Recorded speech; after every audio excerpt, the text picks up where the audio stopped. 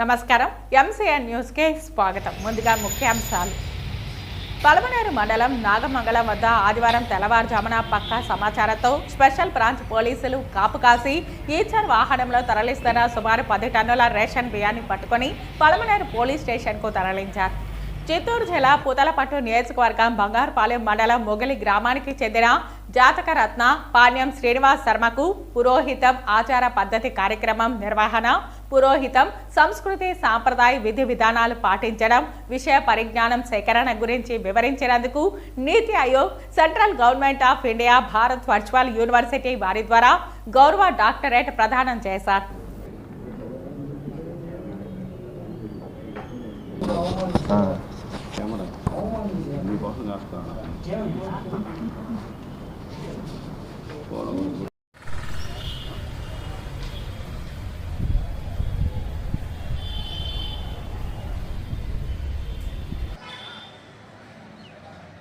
పలమనేరు మండలం నాగమంగళం వద్ద ఆదివారం తెల్లవారుజామున పక్కా సమాచారంతో స్పెషల్ బ్రాంచ్ పోలీసులు కాపు కాసి ఈచర్ వాహనంలో తరలిస్తున్న సుమారు 10 టన్నుల రేషన్ బియ్యాన్ని పట్టుకొని పలమనేరు పోలీస్ స్టేషన్ కు తరలించారు.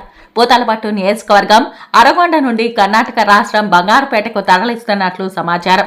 సుమారు 3 లక్షల రూపాయలు విలువ చేసే 10 టన్నుల రేషన్ బియ్యంతో పాటు ఈచర్ వాహనాన్ని సీజ్ చేశామని పోలీసులు తెలిపారు. డ్రైవర్ మరియు క్లీనర్లను అదుపులోకి తీసుకుని దీని వెనుక ఎవరున్నారని విచారిస్తున్నామని తెలిపారు. పూర్తి వివరాలు త్వరలోనే వెల్లడిస్తామని చెప్పారు.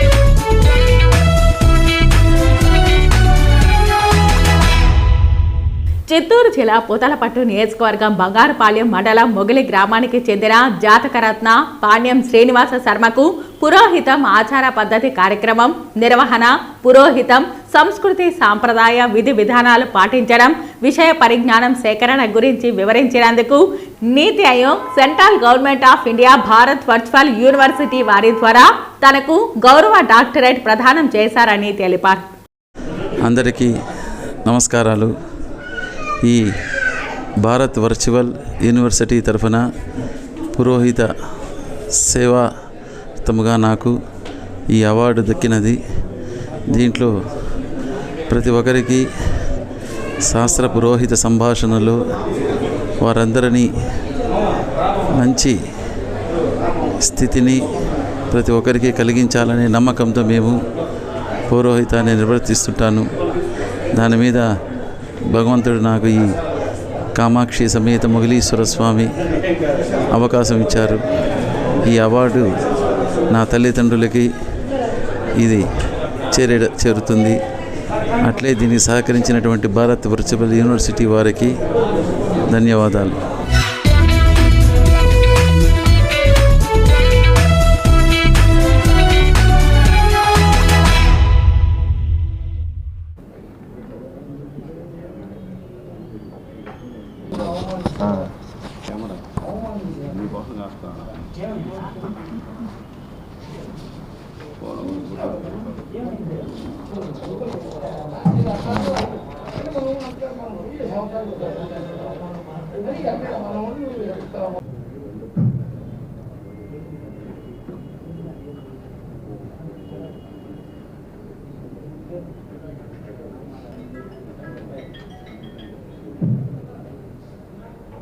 మీడియా మిత్రులకి ప్రత్యేక నమస్కారాలు తెలియజేసుకుంటూ, సోదరులు మురళి గారు చెప్పినట్టు మీడియా యొక్క ముఖ్య ఉద్దేశం ఏంటంటే, ఈ యొక్క సమావేశం యొక్క ముఖ్య ఉద్దేశం ఆంధ్రప్రదేశ్ రాష్ట్ర ప్రభుత్వం, ఆంధ్రప్రదేశ్ రాష్ట్ర ఉప ముఖ్యమంత్రి వర్యులు శ్రీ పవన్ కళ్యాణ్ గారు ప్రతిష్టాత్మకంగా చేపట్టినటువంటి గ్రామ సభలు దాదాపు దేశంలో, రాష్ట్రంలో ఎక్కడా కనీవిని విధంగా ఈరోజు ప్రపంచంలో ఎక్కడ కానీ ఇంతటి నిర్ణయం తీసుకోండ్రు. అలాంటి నిర్ణయంతో దాదాపు 13,326 పంచాయతీలన్నింటిలో ఒక్కసారిగా గ్రామ సభలు నిర్వహించడం,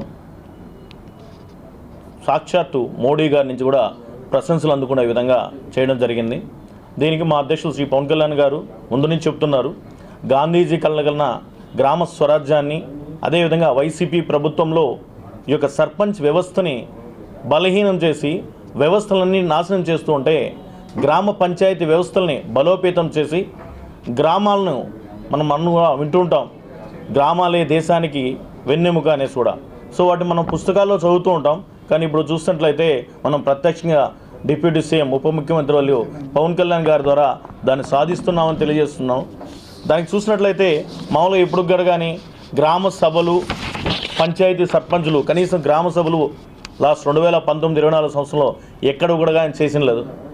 ఎందుకురా అంటే వాళ్ళన్నీ కూడా కానీ వ్యవస్థలను నిర్వీర్యం చేస్తూ సర్పంచులను రబ్బర్ స్టాంపులాగా ఒక డమ్మీలుగా చూపించారే కానీ సర్పంచ్కు ఉన్నటువంటి పవర్స్ ఏంటి, దాని విధి విధానాలు ఏంటి, గ్రామ ప్రజలకు గ్రామ సభల ద్వారా మనం ఎలాంటి సమాచారం ఇస్తున్నాం అనేది వ్యవహారమే లేఖన చేశారు. కానీ మా అధ్యక్షులు శ్రీ పవన్ కళ్యాణ్ గారు ఉప ముఖ్యమంత్రులు తీసుకున్నట్లయితే దాదాపు 4 రకాలుగా ఈ యొక్క ఉపాధి హామీని విభజించి, అంటే వ్యవసాయ అనుబంధ పనులని చెప్పి, అదేవిధంగా నీటి సంరక్షణ పనులని, మౌలిక సదుపాయ కల్పన పనులని, వ్యక్తిగత లబ్ధిని ఇచ్చే పనులని 4 రకాలుగా విభజించి 87 రకాల పనులని 4,500 కోట్ల నిధులతో ఆగస్టు 23వ తారీఖున సగర్వంగా చంద్రగిరి నియోజకవర్గంలో 119 పంచాయతీల్లో వీటన్నిటిని కూడా గ్రామ సభలు నిర్వహించడం జరిగింది. ప్రపంచంలో ఎక్కడో కూడా కానీ ఇలాంటి చరిత్రను చూస్తున్నాం మనం.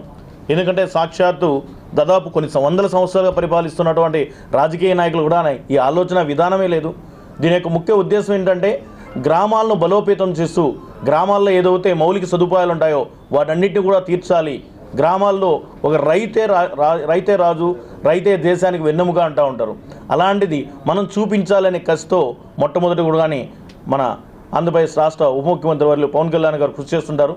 దాంట్లో భాగంగానే ఈ యొక్క పల్లెటూరుల్ని పట్టెగూళ్ళగా చేయాలి, ప్రజాస్వామ్యాన్ని పరిరక్షించాలి, అదేవిధంగా పంచాయతీరాజ్ వ్యవస్థని ఇంకా బలోపేతం చేసి గ్రామాల నుంచే అభివృద్ధి వైపు అడుగులు వేయాలనే ముఖ్య ఉద్దేశంతో మా అధ్యక్షులు శ్రీ పవన్ కళ్యాణ్ గారు కంకణం కట్టుకున్నారు. దీంట్లో భాగంగానే మనం అందరం కూడా చూసాం. వీటన్నిటికీ సహకరించిన అధికారులకి, అదేవిధంగా ఈ కార్యక్రమంలో పాల్గొన్న ప్రతి ఒక్క జనసేన నాయకుడికి, అదేవిధంగా కూటమి నాయకులకి, ప్రతి ఒక్కరికి కూడా కానీ మేము జనసేన పార్టీ తరఫున, డిప్యూటీ సీఎం పవన్ కళ్యాణ్ గారి తరఫున ప్రత్యేక ధన్యవాదాలు తెలియజేసుకుంటున్నాం. అదేవిధంగా ఈ యొక్క ఏదైతే పనులు జరిపారో వీళ్ళందరికీ ఎక్కడైనా కానీ మిస్ మ్యాచ్ ఉన్నా లేదా జరగకుండా ఉన్నా కూడా మా దృష్టికి తీసుకున్నట్లయితే మేము పంచాయతీ కమిషనర్ శ్రీ కృష్ణతేజ గారికి కూడా మేము తెలియజేస్తాం.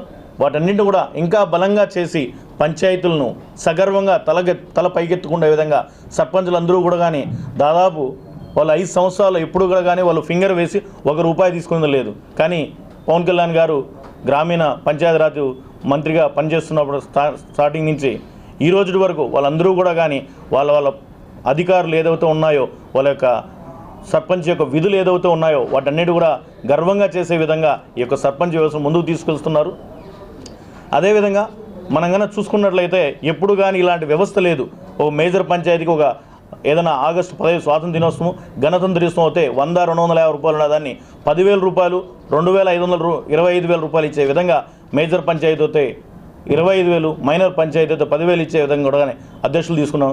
దీని ప్రతిఫలంగా ఎలా ఉందంటే చంద్రగిరి నియోజకవర్గంలో రానున్న రోజుల్లో 20 మంది సర్పంచులు 20 మంది ఎంపీటీసీలు జనసేనలో జాయిన్ అయ్యేదానికి ఇలాంటి నిర్ణయాల వల్ల పార్టీలకు అతీతంగా ఇంత గొప్పగా వస్తున్నారు. దాన్ని అన్నింటి కూడా ముందుకు తీసుకెళ్ళి పార్టీని బలోపేతం చేస్తూ మా అధ్యక్షులు శ్రీ పవన్ కళ్యాణ్ గారికి మేమందరం కూడా అండదండగా ఉండి ఈ యొక్క ప్రభుత్వ కార్యక్రమాలను కూడా సగర్వంగా సవినయంగా చేస్తామని కూడా తెలియజేసుకుంటూ, అదేవిధంగా సెప్టెంబర్ 2వ తారీఖు పవన్ కళ్యాణ్ గారు బర్త్డే సందర్భంగా మొక్కలు నాటే కార్యక్రమం ఉంటుంది. దీన్ని కూడా మీడియా మిత్రులందరూ కూడా ముందుకు తీసుకెళ్ళి క్లీన్ అండ్ గ్రీన్ అనే ప్రోగ్రామ్ని పర్యాటక శాఖ మంత్రిగా ఉన్నటువంటి కందుల దుర్గేష్ గారు, అదేవిధంగా అటవీ శాఖ మంత్రిగా బాధ్యతలు నిర్వహిస్తున్న పవన్ కళ్యాణ్ గారు ఇద్దరు చేస్తున్నారు.